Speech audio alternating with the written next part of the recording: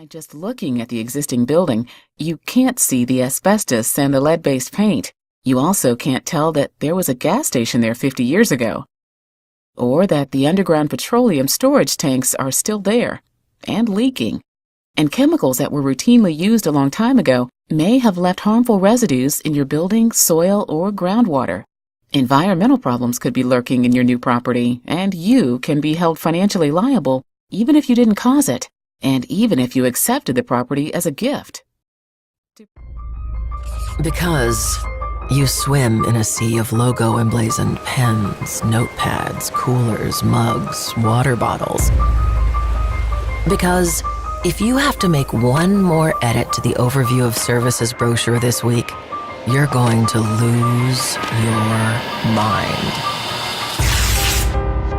Because one day you're doing business development, the next you're planning a branch opening, and then after that, you're zipping your... Wind can be used to power smartphones, homes, and even entire cities with clean, sustainable energy. Wind power allows us to pull electricity straight out of thin air, in a manner of speaking. Structures called wind turbines harness the natural energy in wind and turn it into usable power.